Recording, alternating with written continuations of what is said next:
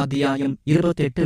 பிரிய மாணிக்க பிரபுவின் தம்பி நரசிம்மதாத்யாவிற்கு 6வது வயதில் உபநயனம் செய்ய தீர்மானிக்கப்பட்டது. பணம், பொருட்கள் அனைத்தும் ஏற்பாடு செய்யப்படும். ஆனால் பிரபு 1000 ரூபாய் ஏற்பாடு செய்ய வேண்டுமென அறிவிக்கப்பட்டது. பிரபு ஒப்புக்கொண்டார். ஆனால் அவர்கள் ரூபாய் 1000 ஏற்பாடு செய்ய முடியாது என லட்சுமணராவ் நினைத்தார். பிரபுவிடமிருந்து வாக்குறுதியை எழுதி வாங்கினார்கள். முறைப்படி மகூர்த்தம் நிர்ணயிக்கப்பட்டதோ, ஆனால் மகூர்த்த தினத்திற்கு முன்பு வரை பணமோ பொருட்களோ கிடைக்கவில்லை. குடும்பத்தினர் அனைவரும் கவலைப்பட்டனர்.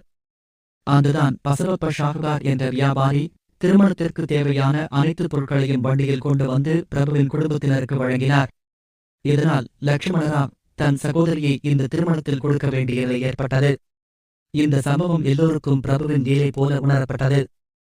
இன்னும் பொறாமையை விடாமல் லட்சுமணராவ் அதிகமான உறவினர்களை உணவிற்கு அழைத்தார். உணவு போதாது என அனைவரும் எண்ணினர்.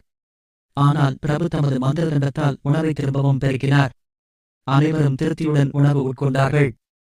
ஆனாலும் உணவு மீதம் இருந்ததோடு ஒரு மூடன் கிண்டல் செய்ய உணவை மறுபடியும் கேட்டு தின்றான். உணவு இல்லை என்றாலும் அவனுக்கு திரும்பவும் பரிமாறப்பட்டது. அதிகமாக உண்டதால் அவன் வயிற்று வலியால் நிலத்தில் புரண்டான். பிரபுவை வேண்டிக் கொள்ள அவன் கையை தொட்ட போது அவனது வேதனை நீங்கியதோடு இந்த நிகழ்வுகளால் பிரபுவின் லீலைகள் பரவலாக பேசப்பட்டன. கல்யாணி நகரத்தில் பல பக்தர்கள் இருந்தாலும் சிலர் பிரபுவின் லீலைகள் குறித்து பொறாமை கொண்டனர்.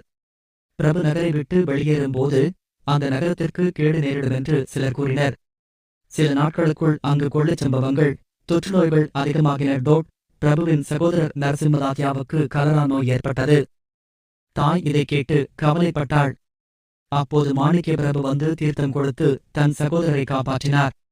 ஆனால் அவனது மனைவி தனது பெற்றோரின் வீட்டில் கலரா நோயால் இறந்தாள். லட்சுமணராவின் தீய நோக்கம் தோல்வியடைந்தது. அவர் தன்னை மறைமுகமாக உணர்ந்து பிரபுவின் சரண்டைந்து பக்தர்களுடன் இணைந்தார்.